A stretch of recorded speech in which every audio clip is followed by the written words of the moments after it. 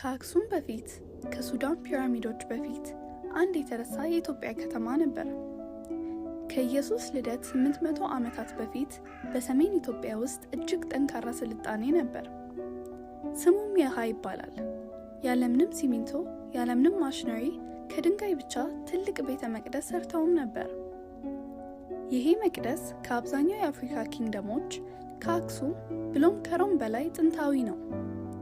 የታሪክ ተመራማሪዎች ከ3000 ዓመት በፊት የሃ ቀይ ባህርን አቋርጦ ከሳውዝ አረቢያ ጋር ግንኙነት ነበረው ብለው ይናገራሉ።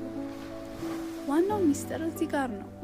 ኃይለኛ እንደነበሩ እናውቃለን፣ ራሳቸውን እንደገነቡም እናውቃለን። ነገር ግን ማን እንደነበሩ ወዴት እንደተሰወሩ የሚታወቅ ነገር የለም። አክሱም ከመታወቁ በፊት ኢትዮጵያ ሌላ የድንጋይ ከተማ ነበራት። ይህ የሃ ነው።